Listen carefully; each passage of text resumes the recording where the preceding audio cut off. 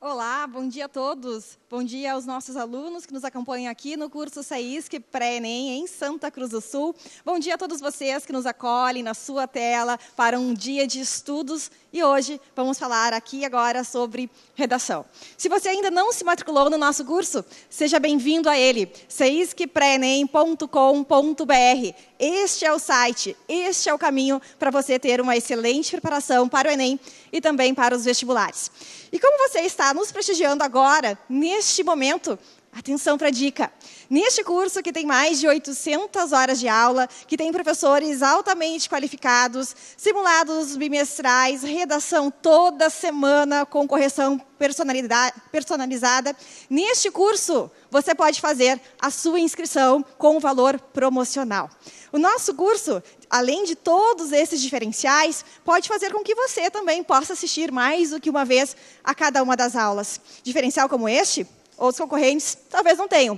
E nós temos. Então, não deixe de aproveitar essa oportunidade. O curso extensivo até a semana das provas do Enem, lá em novembro, está com valor diferenciado para quem está assistindo a este evento. Então, atenção, saiscprenem.com.br. Este é o site. E agora, vamos ver qual é o valor promocional. Para quem está acompanhando o nosso evento, tem até hoje, data final deste nosso evento, para fazer a sua inscrição com um valor menor. Este valor menor está em 10 parcelas de R$ 89,90. Uma parcela muito pequena, nós vamos considerar toda a quantidade de aulas, de materiais didáticos e, sobretudo, de aprendizagem que você pode ter conosco aqui no SAISC Pré-ENEM. Gente, vou repetir, 10 parcelas de R$ 89,90. Este é o valor até hoje no nosso evento. E se você quer ter uma redação consistente, uma prova com uma alta avaliação, pode ter certeza, nós temos um caminho para você aprender de verdade. Vou repetir, gente, saiscprenem.com.br. Este é o caminho, este é o site para o seu sucesso no Enem e para o seu acesso à universidade. Nós gostaríamos também de começar essa aula dando mais um recado.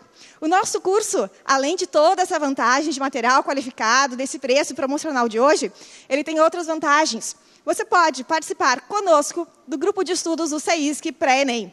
Para isso, basta que você entre no Facebook, busque a nossa página, Grupo de Estudos SAISC Pré-ENEM, e faça o pedido para integrar o nosso grupo de estudos. Neste grupo de estudos, você vai ter dicas, você vai ter exercícios e você vai ter também a possibilidade de conversar diretamente com os professores.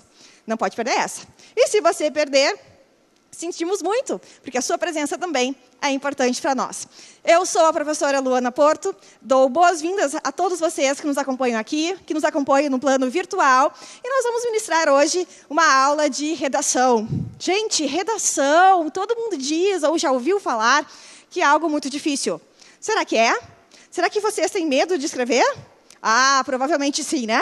Mas nós queremos fazer com que a redação de vocês no Enem não seja nada temerário, para que vocês tenham um desempenho forte na prova do Enem, porque 20% da nota da prova do Enem vem da redação. E aí começo brincando com vocês. Quem nunca sentiu, por exemplo, isso aqui que está no quadro? Acompanhe comigo que está na tela aqui.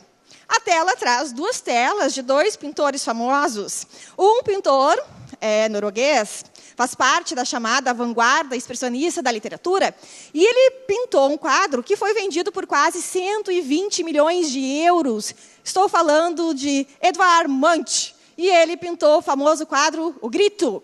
E ele expressa o sentimento, talvez, de muitos candidatos ao Enem, quando vem a prova de redação. Que tema vai cair? Como é que eu vou escrever? Como que eu não vou tirar 0? Ou, o melhor, o que eu devo fazer para tirar a nota máxima, a nota 1000 na prova do Enem.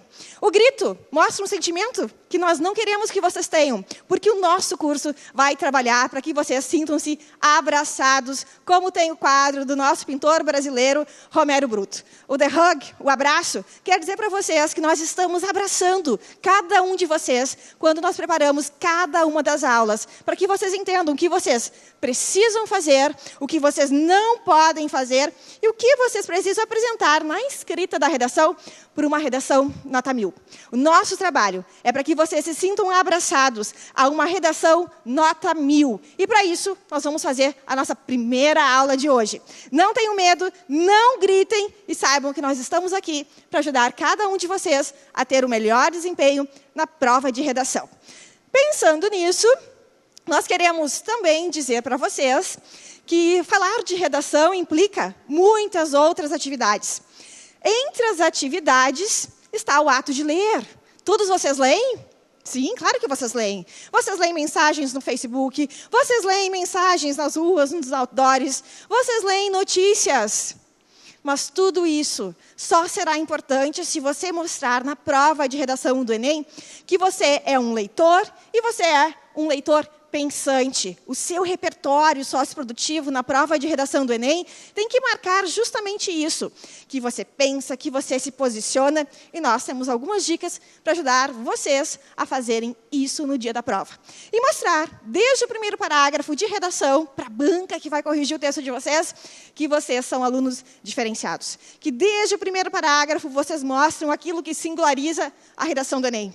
Um sujeito que saiba se posicionar sobre o tema que vai cair na prova e um sujeito que saiba articular as várias áreas do saber para construir um texto que seja competente, que seja consistente e que seja criativo. Lembre dessas 3 palavrinhas mágicas, porque eu vou retomá-las ao final da nossa aula e porque isso também marca aquilo que faz a nossa redação, o nosso trabalho de redação aqui no CEISC, conseguir com que você tenha um excelente desempenho na prova de redação do Enem. Para que vocês acompanhem a nossa aula, nós vamos ter alguns tópicos. E esses tópicos são anunciados aqui, agora. Vocês vão ver aqui comigo na tela que nós dividimos a nossa aula de hoje em 4 grandes itens. O primeiro item vai trabalhar e vai lembrar vocês de alguns probleminhas básicos de redação do Enem. Só que engana quem pensa que eu vou falar aqui daquilo que é natural, que todo mundo espera. Problema de redação tem a ver só com estrutura de frase? Só com questões gramaticais? Não. Isso o professor de língua portuguesa já faz com vocês nas aulas. Eu quero falar de outras coisas. Eu quero falar daquilo que normalmente nenhum professor explica e a gente acaba não lendo o manual de redação do Enem e esquecendo que alguns outros detalhes da redação podem fazer muita diferença na hora de você receber a sua nota. Então, o primeiro tópico da aula de hoje é problemas que vocês não podem registrar, que não podem aparecer na redação de vocês. O nosso segundo tópico vai tratar, acompanhem comigo aqui na tela, das características da prova de redação do Enem.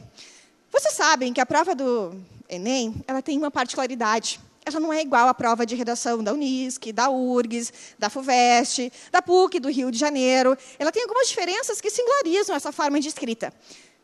Que singularidades são essas? O que tem que ter obrigatoriamente na redação do Enem que pode fazer com que você tenha uma redação nota 1000 ou uma redação que não seja uma nota competitiva? Então, este é o nosso segundo tópico da aula. E o terceiro e quarto? Quais são? O terceiro vai tratar da estruturação de um texto.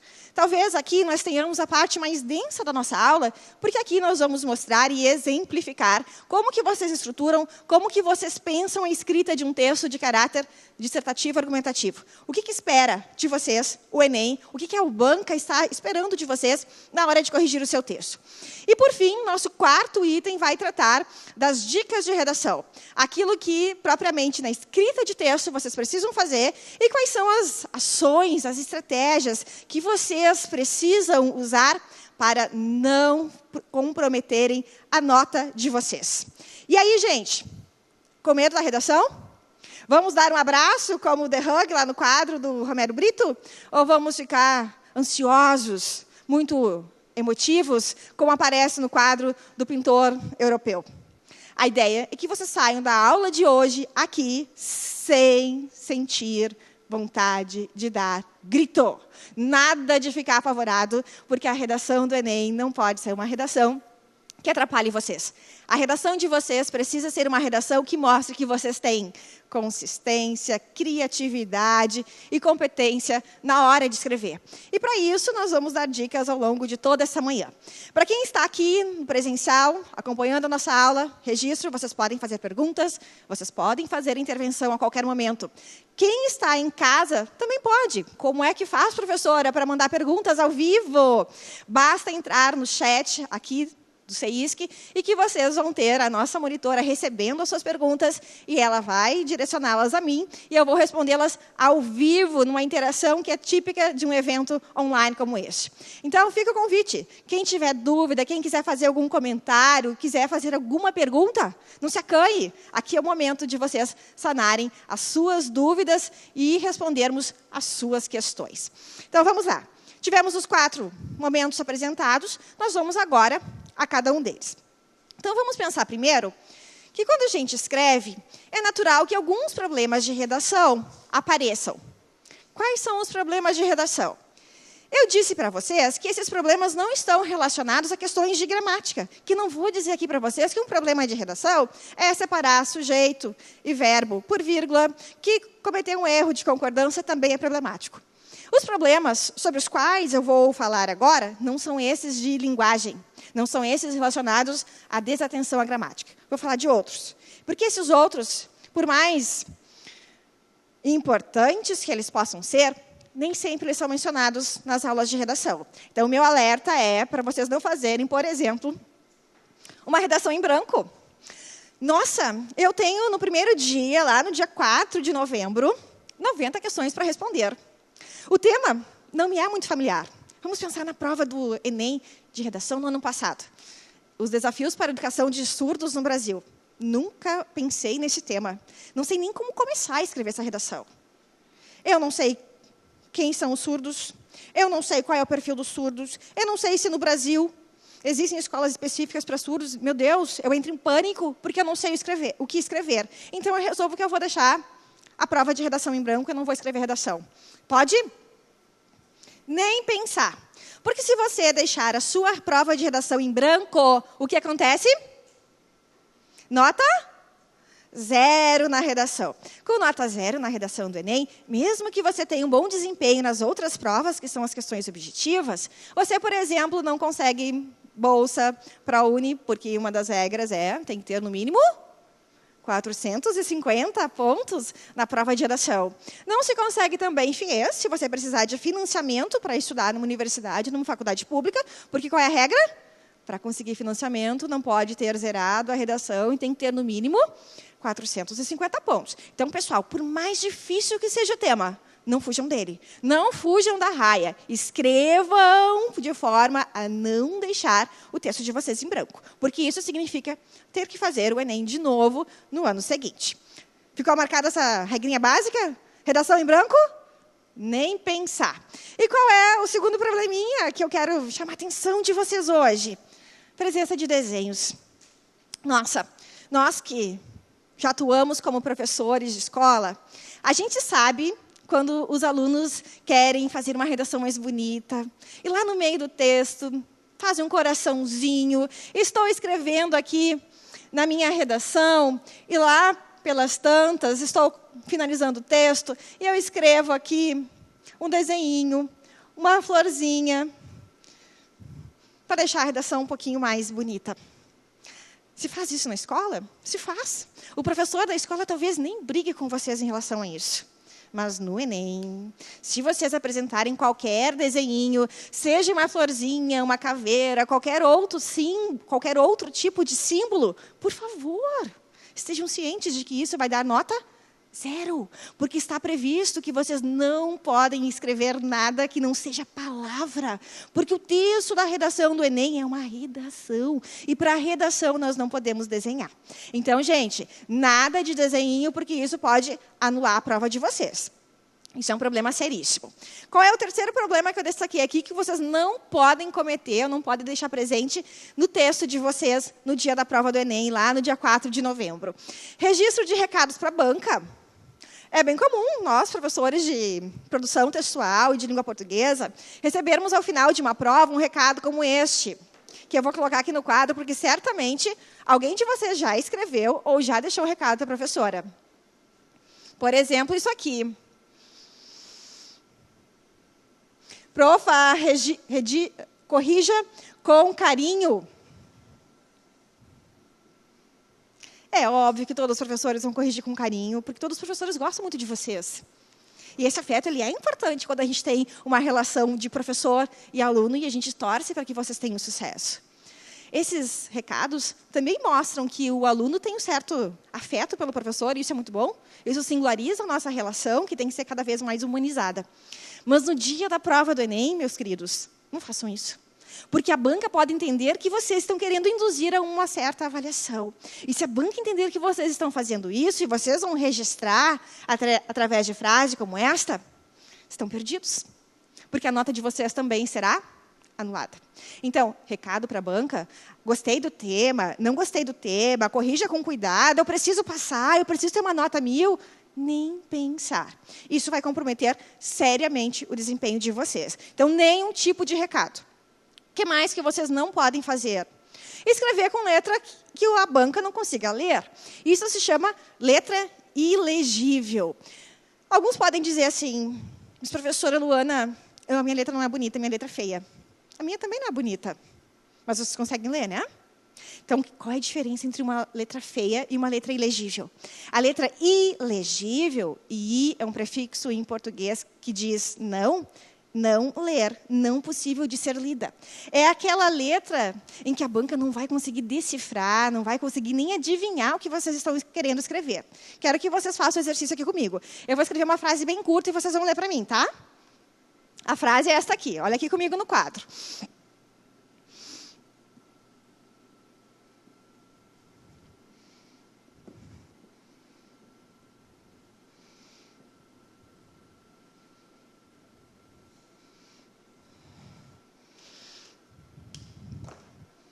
É uma frase. Para mim, ela tem sentido. Para mim, ela está claríssima na minha cabeça. Na minha cabeça, porque com certeza nenhum de vocês sabe o que eu escrevi, né? Alguém daqui, do presencial, quem está online também pode, gente, opinar. Alguém aqui do presencial consegue ler? Nada? Nossa, para mim está tão claro. Como assim, banca? Vocês não conseguem decifrar? Então, olhem só, essas carinhas não aqui, e em casa o pessoal também deve estar fazendo não. Essas carinhas indicam o mesmo sentimento que a banca pode ter ao ler uma frase assim, escrita na prova de vocês. Se a letra aparecer nestes termos, sendo impossível de ser decifrada, a redação de vocês não vai poder ser lida. Se ela não pode ser lida, se ela não tem condição de ser compreendida, não tem condição de ser avaliada. Se não tem condição de ser avaliada, a nota vai ser zerada. Rimou. Então, eu vou só dizer para vocês o que eu quis escrever ali. Os surdos precisam de escola adequada. Ninguém captou nada, né? Só eu na minha cabeça. Então, é assim. O raciocínio é o seguinte. Se quando só eu na minha cabeça entendo o que eu estou escrevendo, em termos de formato, de letra, significa que só eu, na minha cabecinha, vou interagir com aquele texto. O outro que vai ler não vai. Então, vocês não podem escrever com letra ilegível. Gravaram? Não é o caso de vocês? Todo mundo entende seus textos, muito bem. Então, vamos para a quinta informação que faz alusão aos problemas de redação. Atenção para a extensão do texto. O Enem, no seu edital, diz o número mínimo de linhas e o número máximo de linhas na prova de redação, né? Qual é o número mínimo de linhas? 7. O máximo? 30. Gente, eu sei tanto sobre a educação de surdos que eu consegui escrever lá no meu rascunho uma redação de 33 linhas e eu estou passando a limpo. Já cheguei a 31. Consegui diminuir bastante a letra, mas fiz 31 no texto da folha definitiva da redação do Enem. Pode? Nem pensar. Por quê? Quando o Enem delimita o mínimo e o máximo, isso é regra. Regra a gente tem que cumprir. Se nós não cumprirmos a regra, nós seremos penalizados em relação a isso. Então, para que vocês não sejam penalizados, escrevam no mínimo 7 e no máximo 30 linhas. Nem mais, nem menos. Atenção. Dica agora para vocês gravarem e anotarem. Eu estou com muita dificuldade de escrever agora sobre o tema persistência da violência contra a mulher. Eu consegui escrever 5 linhas E para chegar a 7, porque eu gravei que tem que ser 7, eu vou copiar 2 frasezinhas inteiras que aparecem lá nos textos motivadores da prova de redação do Enem, lá de 2016. Copiei. Cheguei a 7 linhas e meia. Atingi aquilo que era mínimo descrita na prova. Mínimo 7 linhas. Eu escrevi 5, copiei 2,5. 7 linhas e meia. Dá certo? Por que que não dá certo? Porque na hora de a banca corrigir a redação de vocês, ela vai descontar aquelas linhas que vocês copiaram, que não são suas.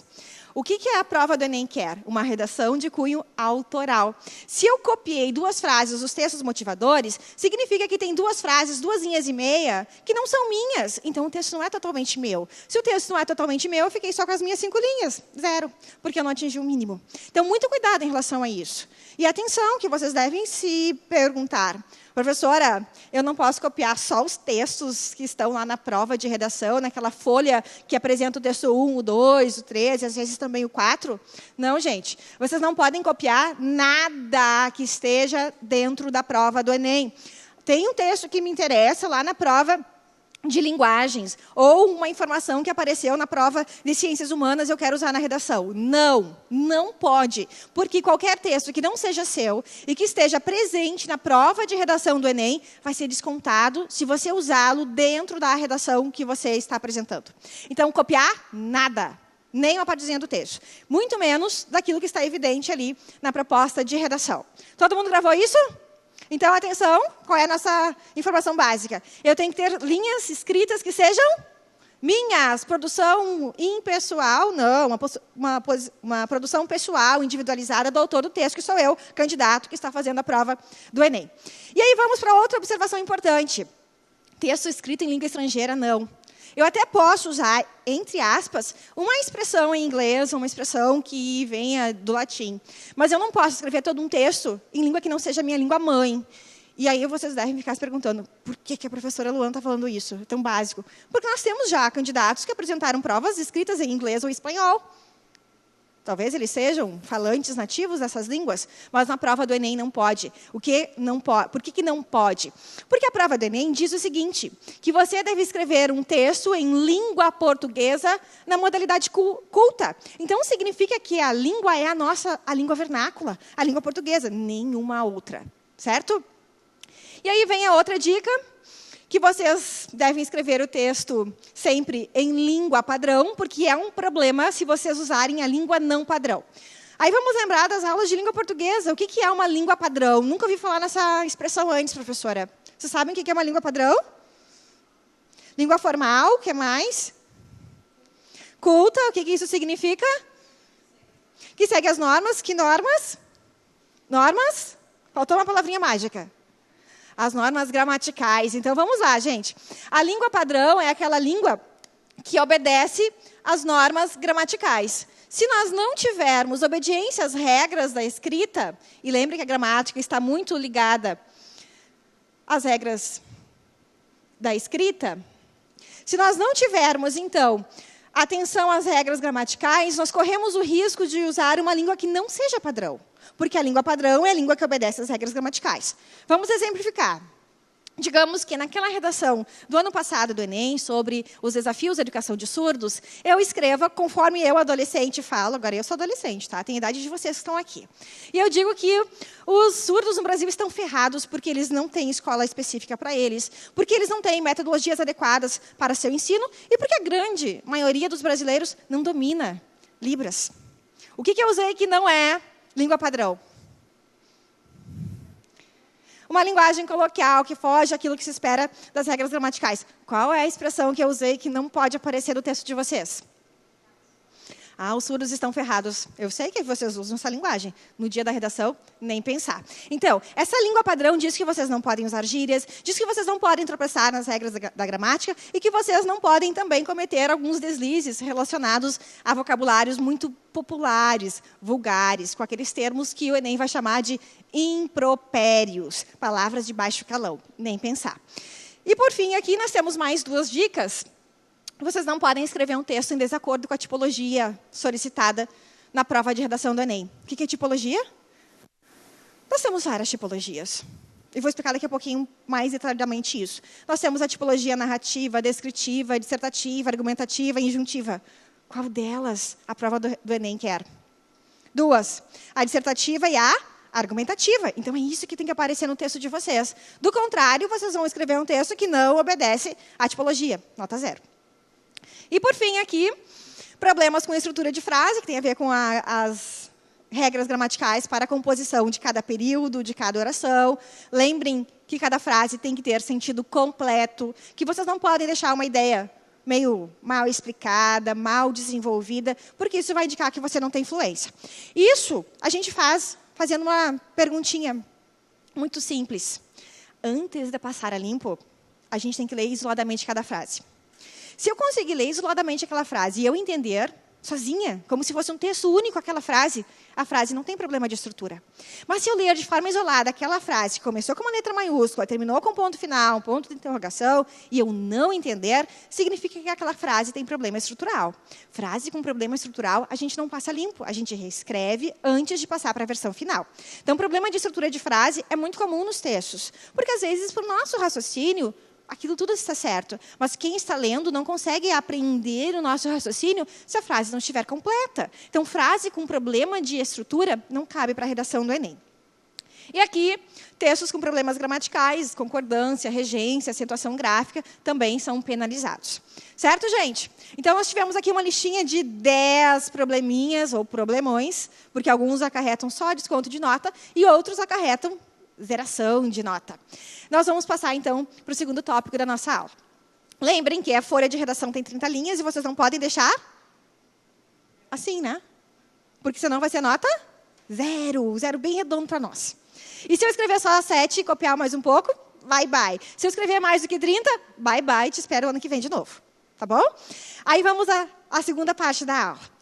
Como que a gente vai escrever, então, uma redação do Enem que dê conta daquilo que se espera? Sintetizei aqui 3 itens e eu quero comentar sobre cada um de vocês com bastante detalhamento. Porque, às vezes, a gente não entende muito bem o que a prova do Enem quer e a gente acha que a gente escreve um texto lindo e maravilhoso e quando a gente recebe o espelho com a nota corrigida, a gente se decepciona. Eu esperava tirar 800, eu tirei 500. Eu esperava tirar 1000, porque eu sempre fui bem nas aulas de redação, e eu tirei só 860. Bom, gente, para a gente tirar uma nota legal, a gente tem que dominar a estrutura de texto, a gente tem que ter um repertório sociocultural muito produtivo, e a gente tem que saber o que a prova espera de nós. Ou seja, conhecer o tipo de prova do Enem é fundamental para a gente ter um desempenho adequado. Nesse tipo de prova, nós temos que saber que o Enem, ele quer que você produza uma redação que tenha dissertação e argumentação juntas, ou seja, um texto dissertativo e argumentativo. E aí nós temos que conversar bastante, nós vamos fazer um esquema sobre isso agora. Às vezes, a gente disserta muito e argumenta nada. Se a gente dissertar muito e argumentar nada, a gente só vai produzir um texto dissertativo. Não dá. Porque o Enem quer um texto dissertativo argumentativo. Então, para efeito prático, nós vamos construir o seguinte esquema aqui no quadro. Toda vez que nós produzirmos uma dissertação e uma argumentação, nós vamos gravar 2 palavrinhas mágicas que têm a ver com essa tipologia textual. Então, acompanhe comigo aqui o nosso esquema. Eu tenho que ter um texto lá na prova do Enem que mescle dissertação e argumentação.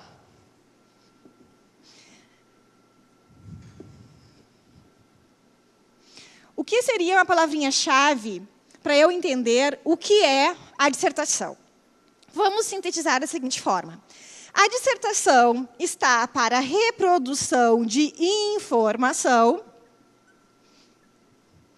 assim como a argumentação está para a defesa de uma tese.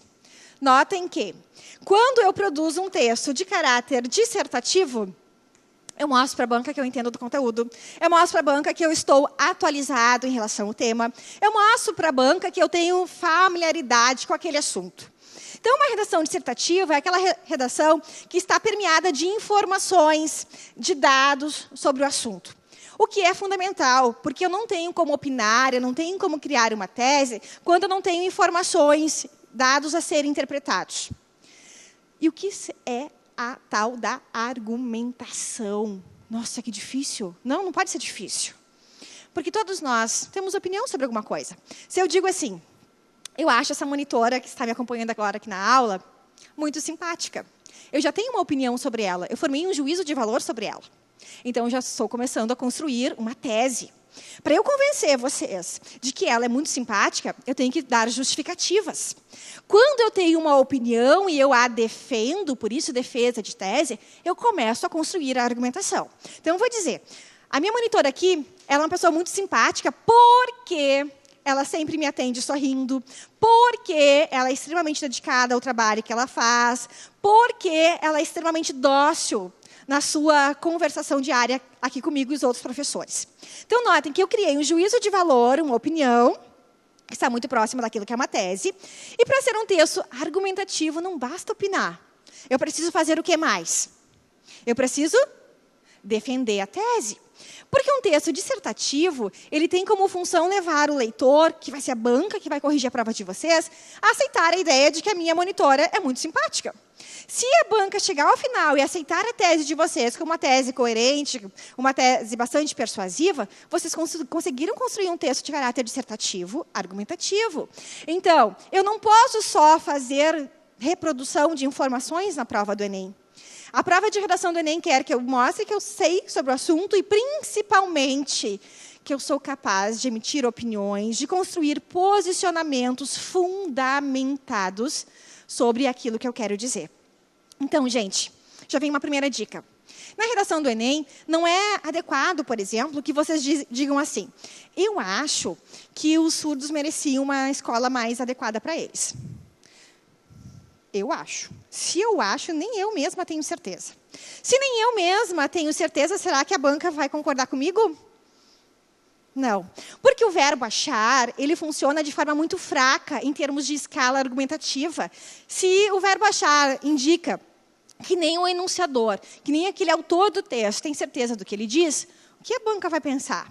Ela não vai se sentir convencida de que eu acho.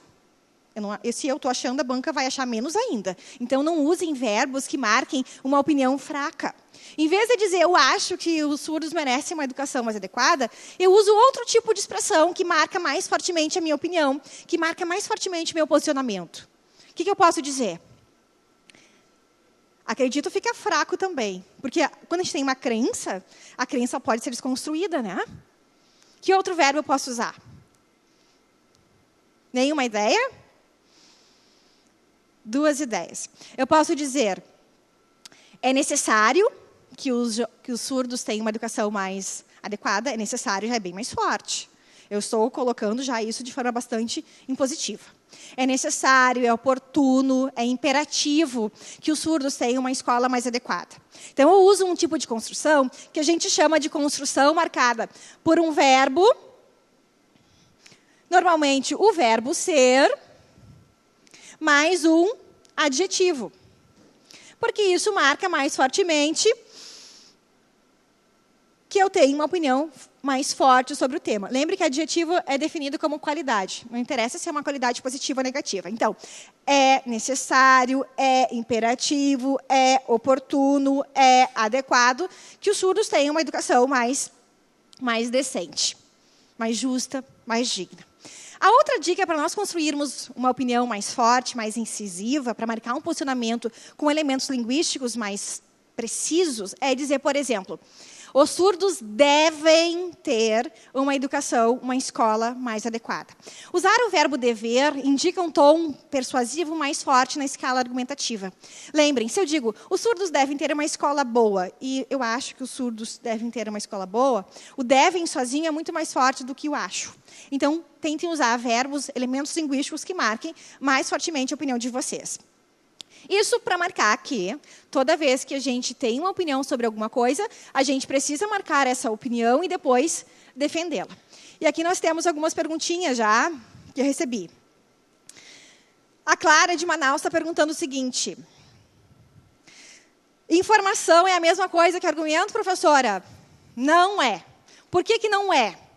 A informação é simplesmente o registro de dados que eu capto quando eu leio jornais, quando eu assisto a uma boa aula sobre história, geografia, sociologia, e eu memorizo as informações.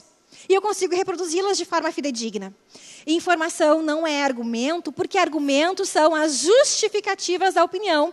É quando eu construo um raciocínio que faz com que o meu leitor, que vai ser a banca que vai corrigir a prova de vocês, entenda que eu estou certo e que o meu posicionamento tem que ser compartilhado por eles. Então, argumentar significa justificar o ponto de vista. Não é a mesma coisa que reproduzir, que multiplicar informações. Vou dar um exemplo para vocês. Nosso cursinho, na semana passada, nós fizemos uma redação. O simulado foi sobre a disseminação das fake news. E hoje de manhã, no programa da Globo, naquele programa chamado, me ajudem quem assiste a Globo de manhã, apresentado pela apresentadora, como será? Esqueci o nome da jornalista agora, Sandra Lemberg. Ela estava comentando sobre fake news. E se eu disser a seguinte informação? As fake news surgem especialmente no contexto das redes digitais. E se espalham muito mais rápido do que uma notícia verdadeira. Eu informei, eu argumentei. Eu informei, eu mostrei que eu estou atenta ao que está acontecendo no dia a dia, que eu tenho informação sobre os temas da atualidade. O Enem não quer que você faça só isso. O Enem quer que você diga o que você sabe sobre o assunto, que você tenha informação e que você opine sobre isso. Então, eu vou refazer meu texto. As fake news surgem especialmente no âmbito das redes sociais e são um problema sério relacionado à falta de caráter de quem a produz, relacionado à falta de conhecimento de quem a compartilha e à falta de caráter em quem aceita e espalha as notícias mentirosas e muitas vezes notícias que difamam as pessoas. Notaram que agora eu me posicionei sobre isso? Eu disse 3 coisinhas negativas, minha opinião, em relação às fake news. Quando eu começo a me posicionar e dizer o que eu penso, eu começo a argumentar. Então, Clara, muito obrigada pela tua pergunta. Eu quero dizer para vocês que argumentar significa justificar ponto de vista. E informar significa dizer que eu estou sabendo sobre o assunto. A Luciane, de Porto Alegre, está dizendo que está adorando a aula. Muito obrigada. Espero que você aprenda muito ao final do nosso encontro. E diz que tem uma dúvida. A sua dúvida, Luciane, sobre colocar título ou não na redação, eu já vou falar. Espere mais um pouquinho que eu vou dizer se a gente coloca ou não coloca título, tá? Aguarde aí todo mundo. A Fernanda também pergunta o seguinte. Na redação do Enem, apenas uma tese basta? Lembrem, a redação de caráter dissertativo argumentativa é uma redação que tem que ter tese obrigatoriamente. A quantidade de teses depende da minha bagagem, do meu repertório socioprodutivo. Se eu conseguir criar 2 teses, significa que eu vou ter que ter vários argumentos, porque eu vou ter pelo menos que usar 2 argumentos para cada tese. Porque eu não posso colocar tese solta, eu tenho que justificá-la. Então, se eu colocar 2 teses, eu vou ter que ter pelo menos 4 argumentos. Será que eu consigo desenvolver 4 bons argumentos numa redação de 30 linhas? Talvez não dê certo, né? Meu aluno aqui já está dizendo que não dá. Então, tá certo. A gente tem que usar a quantidade de teses muito de acordo com a quantidade de linhas que a gente tem numa prova de redação. Se eu for fazer a redação do Enem, é interessante ter uma tese para eu desdobrar essa tese em 2 ou 3 argumentos. Porque ela tem só 30 linhas. Se eu estiver fazendo uma redação da URGS, por exemplo, que tem 50 linhas, eu posso ter 2 teses, porque eu tenho espaço para desenvolver uma argumentação mais sólida em relação a isso.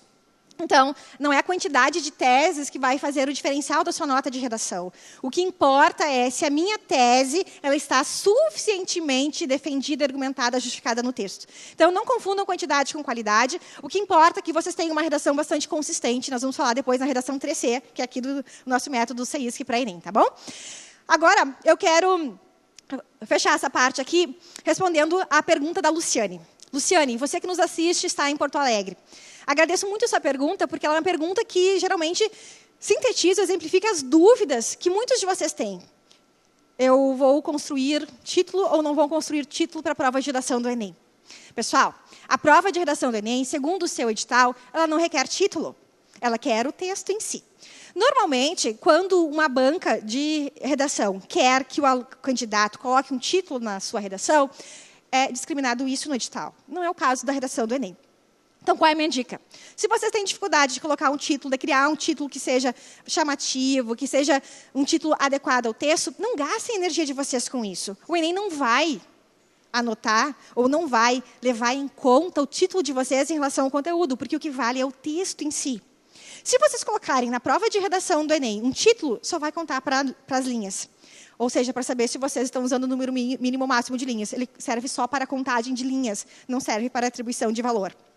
De nota. Minha dica é, na redação do Enem, não coloquem título. Não percam tempo pensando num título, porque isso não vai ser avaliado. Tá bom? Espero que tenha respondido a tua dúvida, Luciane. Fique à vontade para fazer todas as interações que julgar necessárias. Aí vamos no segundo item aqui, que eu já falei com vocês. Então, nós podemos falar agora mais rapidamente, que a variedade de língua a ser cobrada na prova de redação do Enem. Aliás, gente, na maioria das bancas de redação, se pede língua padrão, língua culta. Alguns vestibulares cobram, que é aquela língua que segue as regras da gramática. A extensão, nós já falamos, mínimo 7, lembre que não pode copiar texto da prova, em lugar nenhum da prova, no máximo 30. Então, o que é esse texto dissertativo argumentativo? Para a gente reforçar o que eu já falei. É um texto que vai ter a defesa de uma tese. Se eu quiser colocar mais do que uma tese, lembrem que eu tenho que ter argumentos para cada uma das teses. Então, eu teria que ter um texto bem elástico no número de linhas para eu ter mais do que uma tese.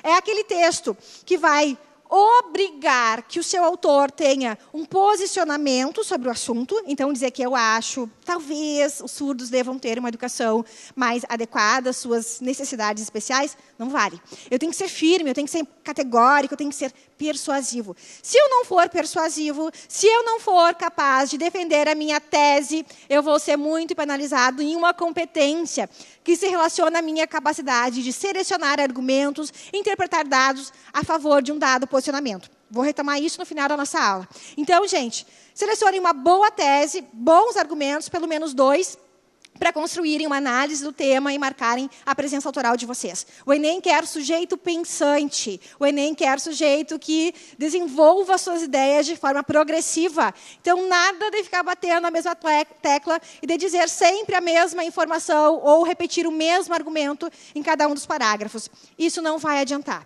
Por quê? Num texto dissertativo argumentativo, eu tenho que progredir na exposição do tema. Então, eu não posso produzir uma redação circular. Sabe aquela redação circular assim? Gente, a cada dia que passa, aumenta a desigualdade social. Nós temos muitos brasileiros pobres e pouquíssimos brasileiros com bastante renda. Isso é verdade, tá, gente? Uma pesquisa foi mostrada que 6 brasileiros são donos de mais de 80% das riquezas. Dado de 2017. Então, eu falei a primeira frase. A cada dia que passa, aumenta a desigualdade social, existem muitos pobres e pouquíssimos ricos. Esse cenário mostra que há um distanciamento entre pessoas de baixa renda e de alta renda. Isso é a mesma coisa na segunda frase. Não dá. O Enem não quer que vocês façam isso. Redação circular, redação que anda em círculo, não dá. Tem que ser uma redação que tenha uma flechinha para cima. Ela vai progredindo, ela vai chegando a um momento diferenciado, que é depois a proposta de intervenção. Então, nada de ficar repetindo ideia. A outra informação vai dizer que não adianta ter ideia se eu não defendo essa ideia. Eu tenho que buscar convencer o interlocutor. Tenho que seduzir essa banca, desde a primeira linha, a pensar que eu tenho consistência, que eu sei sobre o que eu estou falando, ou melhor, escrevendo, e eu sou capaz de convencer de que eu estou certo. Para isso, nós temos que argumentar.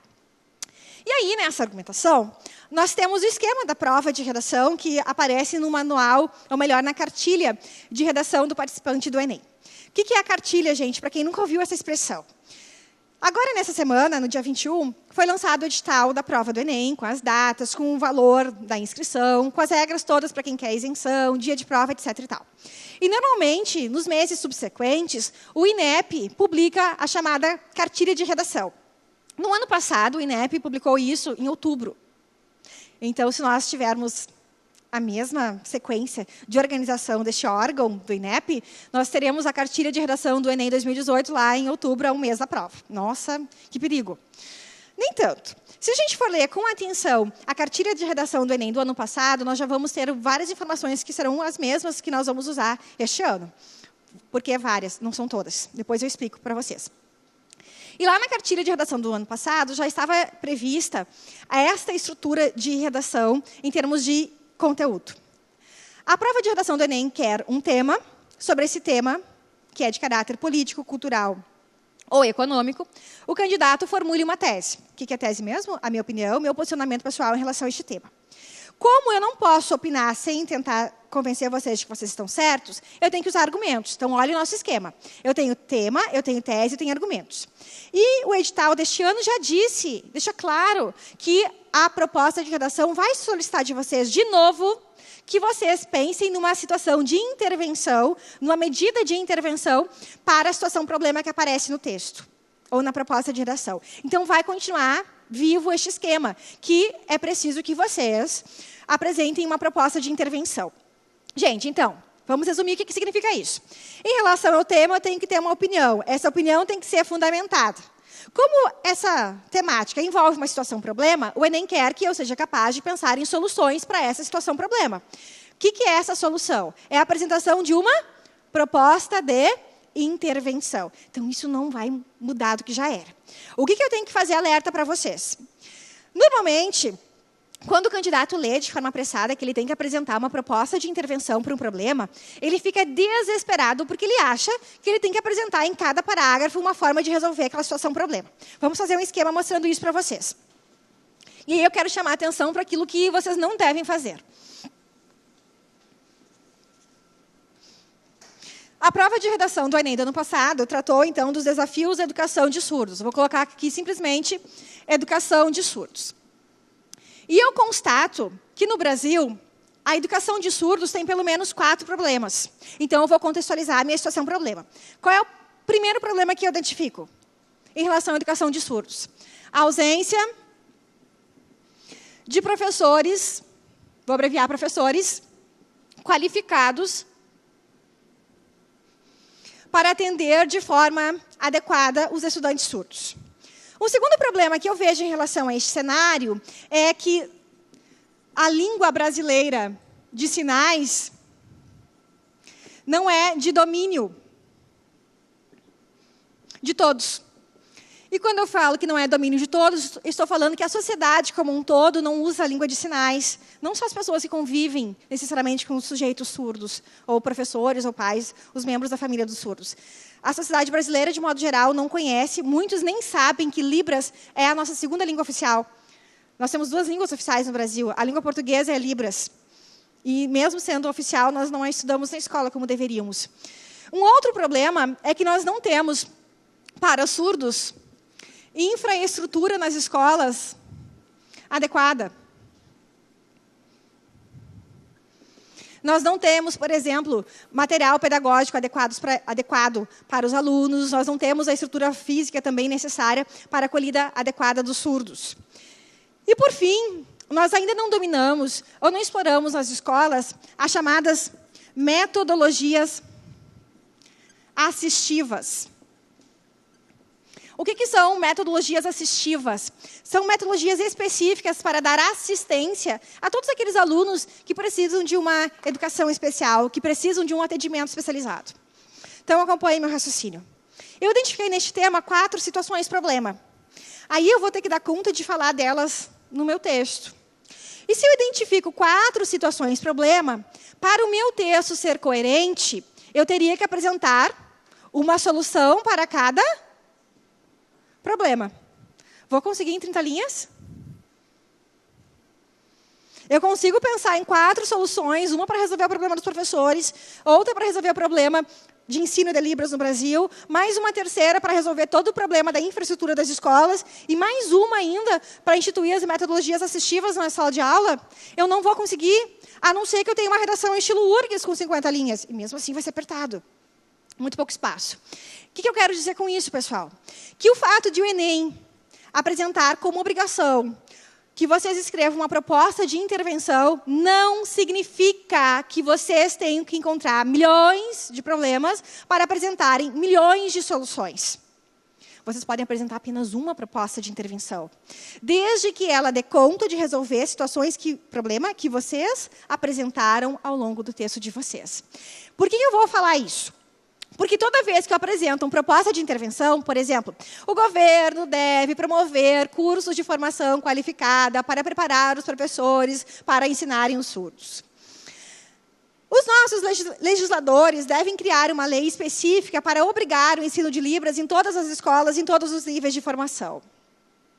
A comunidade civil, juntamente com estados e municípios, deve destinar recursos específicos para qualificar a infraestrutura das escolas. E, por fim, os professores, durante a sua formação, devem procurar se apropriar de metodologias assistivas na sala de aula. Vocês não acham que o meu discurso parece aquele discurso de alguém que está querendo que vocês votem na próxima eleição? Parece, né? Eu vou lá, subo num palanque e digo, votem em mim porque eu penso na educação de surdos. Para que eles tenham uma educação qualificada, é preciso isso, é preciso aquilo, é preciso aquele outro, é preciso aquele outro. Se vocês ficarem escrevendo isso ao longo do texto inteiro de vocês, vocês vão criar um problema seríssimo, que pode zerar a nota de vocês.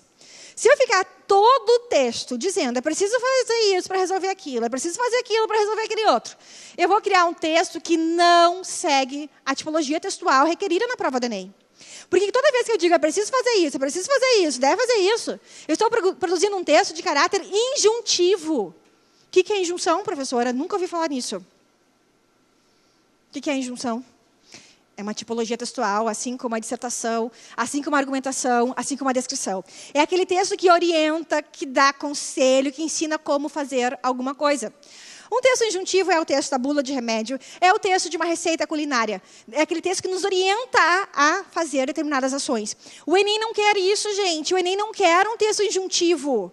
O Enem quer um texto dissertativo, argumentativo. Então, cuidado. Vocês não têm que ficar a cada parágrafo escrevendo uma proposta de intervenção para resolver o problema. Vocês têm que apresentar uma proposta de intervenção, até duas é possível que se escreva, que dê conta da discussão que vocês estão propondo no texto de vocês. Então, cuidado. Não é porque o Enem prevê uma proposta de intervenção que a cada parágrafo vocês têm que dizer como resolver o problema. Isso é um erro de concepção de texto que pode comprometer a nota de vocês. Dúvidas nenhuma? Não? Então, vamos adiante. Vamos ao terceiro tópico da nossa aula. Neste terceiro tópico, nós vamos falar da estrutura do texto. A parte que mais nos dá medo. Porque, normalmente, a grande dúvida é, professora, como é que eu começo a redação? Provavelmente, muitos de vocês já perguntaram isso para os seus professores. Eu já recebi. Professora, vem aqui na minha classe. Como é que começa essa frase? Eu não sei como começar o texto. Gente, nós sempre vamos começar um texto pela microestrutura do texto, que eu vou chamar de parágrafo. Um texto inteiro é construído por parágrafos. Então, nós vamos falar aqui que existe a microestrutura e a macroestrutura.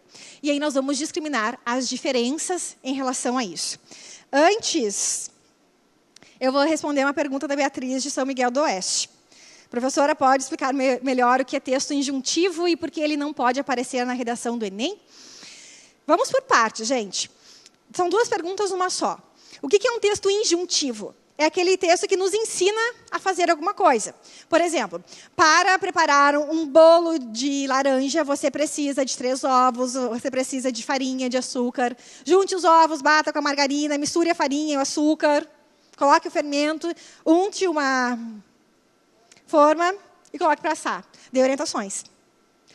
Por que eu não posso construir um texto inteiro assim no Enem? Porque eu não estou esperando, como banca, que vocês ensinem a fazer nada. Vocês não vão dar orientação para nada no Enem. Então, vocês não precisam produzir um texto injuntivo. Vocês precisam produzir um texto dissertativo argumentativo. Aí, a Beatriz pergunta, por que ele não pode aparecer na redação do Enem? Beatriz, não é que ele não possa aparecer. Você pode até dar uma orientação, é preciso que se faça tal coisa. O que não pode acontecer, e que eu quero reforçar com vocês aqui na nossa aula, é que todo parágrafo, o texto inteiro de vocês, seja repleto de manual de orientação, de dicas de como resolver uma situação, um problema, ou de dicas de como fazer alguma coisa acontecer. Quer dizer, o texto de vocês não pode ter em todos os parágrafos e ser só formado por medidas orientativas. Ele não pode ter caráter predominantemente injuntivo.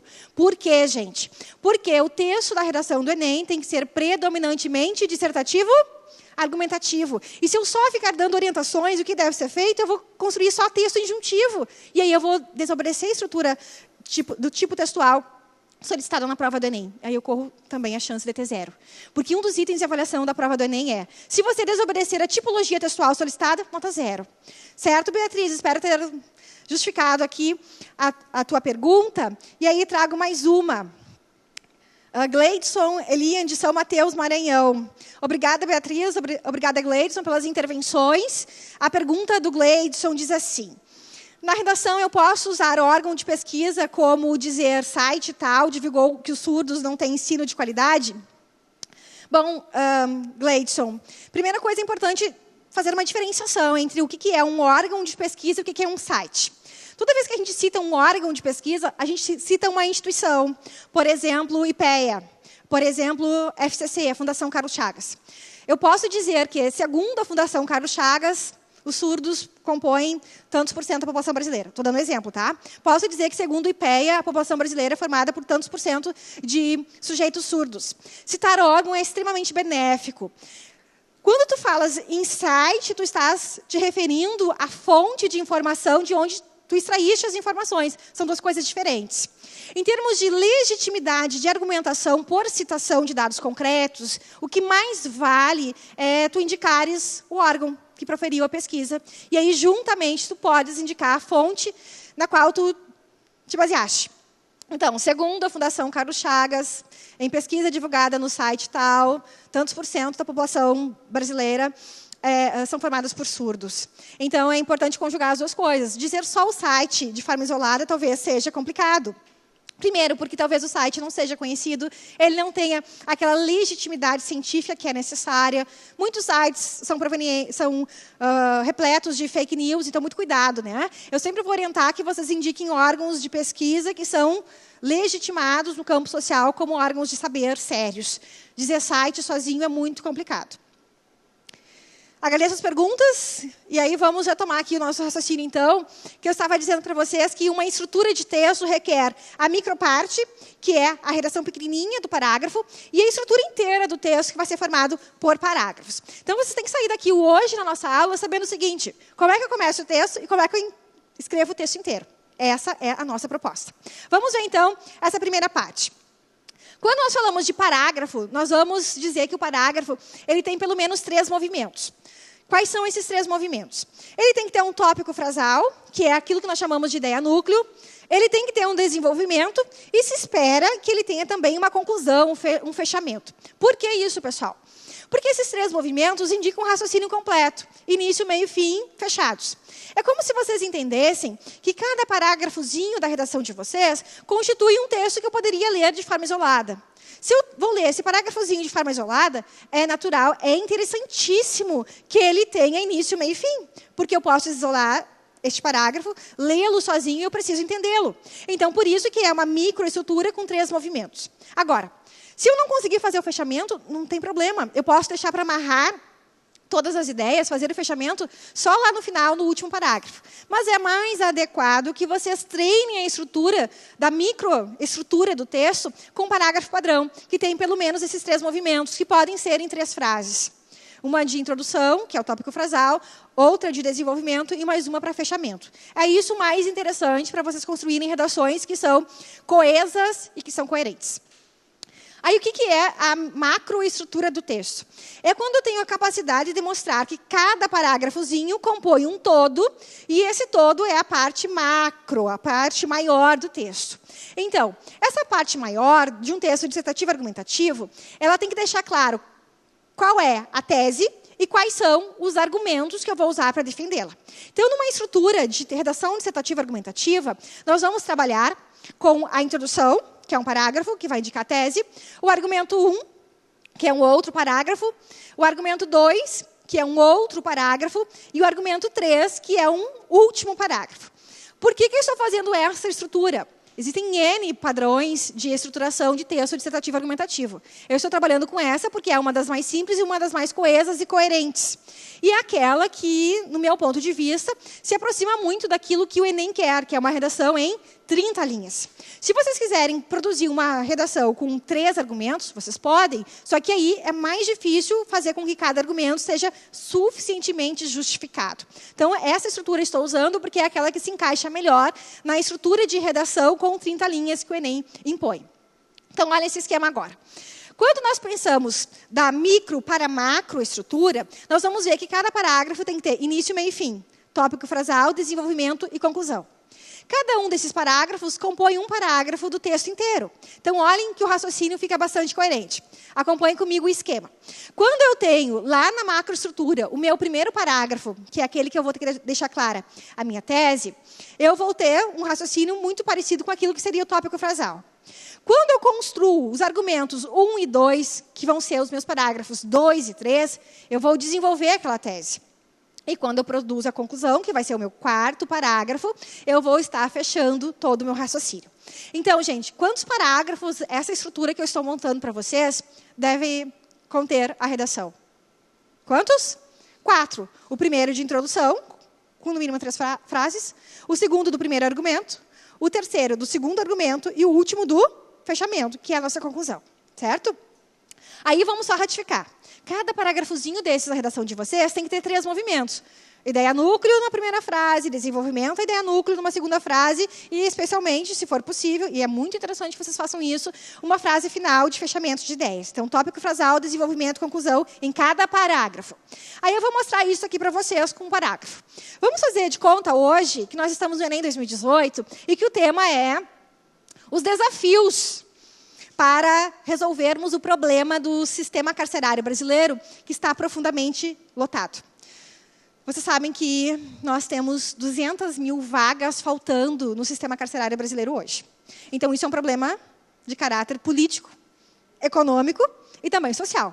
As 3 palavrinhas-chave que o Enem diz em relação aos temas de redação. É um tema de caráter político, econômico e cultural. O nosso tema agora de exemplo é a superlotação do sistema carcerário brasileiro. Vamos ver como que a gente poderia produzir um parágrafo para esta redação sobre este tema. Lembre que o parágrafo tem que ter ideia núcleo, desenvolver e fechar. Então, no mínimo, quantas frases no parágrafo? 3. Acompanhe comigo aqui a leitura. A superlotação do sistema carcerário brasileiro é evidente no cenário atual e revela descaso do Estado para com a sociedade como um todo. Notem que aqui na redação eu não começo simplesmente informando. Eu já tenho junto com a informação aquilo que singulariza a redação do Enem, que é uma opinião. Olhem aqui. A superlotação é evidente, é uma informação. E revela descaso. Quando eu digo que revela descaso, isso já não é mais uma constatação, já é uma opinião. Então, notem que aqui já comecei o meu parágrafo expondo a ideia núcleo, aquilo que vai ser a tese. E toda ideia que eu apresento, toda opinião que eu apresento tem que ser acompanhada de desenvolvimento. Então, vamos ver o que é o desenvolvimento aqui. Como prova disso, notem que eu já estou usando palavrinhas mágicas para dizer, você não pode discordar de mim, eu tenho certeza de que eu estou falando. Como prova disso, podemos mencionar a falta de infraestrutura adequada para acolher os apenados. Olha aqui, estou justificando com um elemento. Falta de infraestrutura e ausência de uma política pública, de combate à criminalidade e desigualdade social. Então, eu construí uma frase 2 para justificar que eu acho realmente que o sistema carcerário brasileiro ele está superlotado em função do descaso do Estado. Aí eu produzi o desenvolvimento. Para o meu parágrafo ser completo, o que eu tenho que fazer agora? Fazer o fechamento. Qual é a palavrinha mágica do fechamento que eu vou usar aqui? Esses, estou retomando o que eu já escrevi antes, são fatores que contribuem para o aumento de presos e a consequente precarização das cadeias no país, realidade que deve ser transformada. Então, nota, eu comecei opinando, eu desenvolvi a minha opinião e eu fechei com uma frase mais categórica que vai me preparar depois para a proposta de intervenção que eu já paguei aqui no nosso esquema. Então, notem aqui no modelo. Quando eu tenho essa estrutura aqui, que o colorido não ficou bom agora, eu tenho esses 3 movimentos. O que está em amarelo é a ideia núcleo, é a tese. O que está em cor de rosa é o desdobramento, é o desenvolvimento dessa tese, dessa ideia nuclear. E o que está em azul é o fechamento. Então, se vocês conseguirem produzir em cada parágrafo essa estrutura de movimento dissertativo argumentativo, vocês vão ter uma redação que vai ter consistência. Porque para cada ideia que vocês apresentarem, vocês vão defendê-la, vocês vão justificá-la e vocês vão fazer o seu fechamento. Então, cada parágrafo desses, se vocês conseguirem escrever, vai indicar uma redação que tenha uma micro e uma macro estrutura adequadas a uma redação que pode ser uma redação nota 1000. Aí o Alain de Chapecó está me fazendo uma pergunta. Se eu fiz na redação mais de 4 parágrafos, está errado? Não está errado, Alain. Muito boa a tua pergunta, parabéns pela tua iniciativa de colocar para nós essa dúvida que pode ser de outros colegas também. Pessoal, não é a quantidade de palavras que vai indicar se vocês vão ter uma redação consistente ou não. O que vale é se vocês conseguirem dar conta de fazer com que esses 4, 5 parágrafos sejam consistentes. Então, vamos pensar de novo na nossa máxima. O número de parágrafos, a quantidade de parágrafos, indica a qualidade dos argumentos? Não. O que vale é se vocês conseguirem desenvolver adequadamente cada uma das partes. Então, não fiquem preocupados com a quantidade de parágrafos que vocês escreveram. Se for 4, se for 3, se for 5, ok. O que importa é que cada parágrafo tenha consistência e que toda a macroestrutura do texto seja coesa e coerente. Quer dizer, que todas as partes fiquem interligadas. Aí eu quero mostrar para vocês que essa parte que está aqui em cor-de-rosa, ela marca o desenvolvimento. E quando a gente faz um texto que vai ter coesão e coerência, que é um critério importantíssimo de atribuição de nota, vocês têm que cuidar de outras expressõezinhas. Uma regra básica de composição vai dizer o seguinte: eu não posso construir frases que sejam justapostas. O que é uma frase justaposta? Uma frase que eu coloco do lado da outra e eu simplesmente entendo, na minha cabeça, sozinho, que elas estão ligadas. Pode estar ligada na minha cabeça, para o leitor, não. Então, o que eu faço para deixar claro para o leitor que as ideias estão ligadas linguisticamente? Eu tenho que usar termos linguísticos que vão estabelecer a coesão, o link, a atração, a relação lógica entre as ideias. Esses links, que nós chamamos de elementos de coesão, podem ser pronomes, podem ser conjunções. E eu destaquei aqui agora na tela em vermelho os links que foram usados neste exemplo de parágrafo padrão. Como prova disso, notem, quando eu começo a segunda frase usando isso, e o disso, eu estou retomando, eu estou fazendo referência que eu já escrevi antes. Eu preciso usar isso em cada uma das frases novas que eu vou abrir no meu texto para mostrar para o meu leitor que todas as ideias estão encadeadas. Aí, olha a terceira frase. Esses são fatores. Eu disse que eram 2 fatores que mostravam, desse caso, do Estado em relação ao sistema carcerário brasileiro. A falta de infraestrutura adequada e a ausência de uma política pública de combate à criminalidade e à desigualdade social. Esses 2 fatores, eu estou retomando esses 2. Então, notem que em cada uma das frases novas, eu devo usar um link, um conector.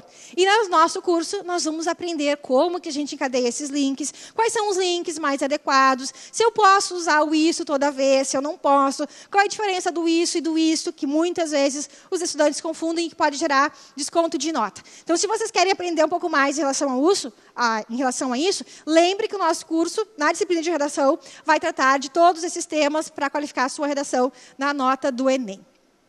E aí vamos para a macroestrutura. A macroestrutura, vamos lembrar de novo, gente, é formada por parágrafos. E não é legal que você escreva uma redação do Enem só com um parágrafo, porque isso caracteriza aquilo que a banca avaliadora vai determinar como texto em monobloco, texto em um parágrafo só. Texto em um parágrafo só não é a estrutura dissertativa argumentativa que requer introdução, desenvolvimento e conclusão. Então, se você escrever um parágrafo só, cuidado, você tem grandes chances de tirar nota 0 na redação. Então, vamos lá. Olhar de novo o nosso modelo. Nosso modelo tem um parágrafo de introdução, mais um parágrafo de argumento, mais outro parágrafo de argumento e mais um, que é o 4º, de conclusão. E como que eu vou montar isso? Como é que eu começo? Eu sempre vou começar deixando bem claro que eu tenho que fazer um projeto de texto. Eu não posso começar escrevendo direto, muito menos na folha de redação definitiva. Eu tenho que pensar antes o que eu vou escrever, o que eu vou defender sobre aquele assunto, quais são os argumentos e o que eu vou apresentar na conclusão. Então, o nosso esquema metodológico aqui diz para vocês: antes de escrever qualquer coisa, qualquer texto, para qualquer banca, como o do Enem, você tem que ter um projeto de texto. Depois, você materializa esse projeto na versão inicial, que nós chamamos de rascunho de texto. E aí você desenvolve a autoavaliação desse texto, e aí sim, se ficar legal, você pode passar limpo. Do contrário, ainda não. O que é esse projeto de texto? Nunca ouvi falar nisso. Gente, isso é uma metodologia super adequada e moderna para fazer texto adequado. Eu não posso sair achando que eu sou a Mulher Maravilha e que eu escrevo super bem e eu vou sair escrevendo direto. Não. Faça um projeto de texto, que é o planejamento da escrita de acordo com aquilo que a prova está me pedindo, em relação à tipologia textual, em relação à linguagem, em relação às ideias. O nosso projeto de texto tem a seguinte estrutura. Antes de começar qualquer escrita, você vai reservar uma folhinha e vai escrever qual é o tema. Bom, o nosso exemplo aqui é superlotação do sistema carcerário brasileiro. Em relação a esse tema, o Que tese eu vou propor? Ah, professora, qual é a minha opinião sobre isso? Eu posso dizer que o sistema carcerário brasileiro está superlotado porque o Estado é omisso no combate à criminalidade. Eu posso dizer, por exemplo, como opinião, como tese, que a superlotação do sistema carcerário no Brasil é decorrente do atraso do julgamento de processos na justiça, porque a justiça coloca muitas pessoas para a cadeia sem elas estarem ainda condenadas. Eu posso dizer também, como tese, que a superlotação dos presídios é resultado de uma imensa desigualdade social, porque muitos pobres, por não terem dinheiro, acabam cometendo alguns crimes, como roubar, furtar. Enfim, eu posso ter diferentes opiniões, diferentes teses sobre este assunto. O importante é que, antes de fazer o rascunho do texto, eu saiba o que eu quero dizer. E eu coloque isso no meu esquema. Bom, depois que eu tenho a minha opinião, eu tenho que saber como é que eu vou defendê-la. Ou seja, que argumentos eu vou usar para justificar que a minha tese está verdadeira. Então, eu tenho que ter o argumento 1, e eu tenho que ter o argumento 2, e depois pensar na conclusão. Então, eu tenho aqui um exemplo de projeto de texto sobre o nosso tema da aula de hoje, que é a superlotação do sistema carcerário brasileiro. Eu propus aqui que este tema tivesse como tese a seguinte opinião. A superlotação do sistema carcerário brasileiro é evidente no cenário atual e revela descaso do Estado para com a sociedade como um todo. Então, notem que a primeira partezinha dessa frase ali da tese é uma constatação, é evidente, e a segunda traz a tese. Ela é resultado do descaso do Estado para com a sociedade. Bom, gente, eu tenho, então, essa tese, eu vou ter que ver como que eu vou justificá-la, ou seja, quais são os argumentos. Aí a Carla me pergunta agora, no momento que eu estou explicando o projeto de texto, Carla de Maceió, quando que eu devo fazer o projeto de texto, gente? Sempre antes de fazer a primeira versão do texto. Porque o projeto de texto é um movimento de preparação prévia para a primeira escrita, que é a escrita do rascunho. Então, qual é o momento, gente? Eu leio a proposta de redação, eu penso sobre o tema e eu começo a rascunhar meu projeto de texto. Eu faço esse esqueminha antes de começar a escrever o rascunho da redação. Daniela pergunta?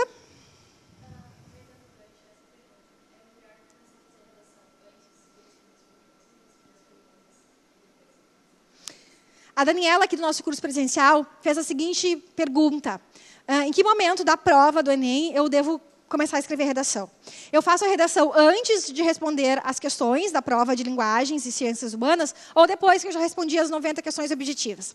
Pessoal, isso é uma questão de treino e também de identificação de vocês mesmos em relação a como vocês se comportam no dia da prova.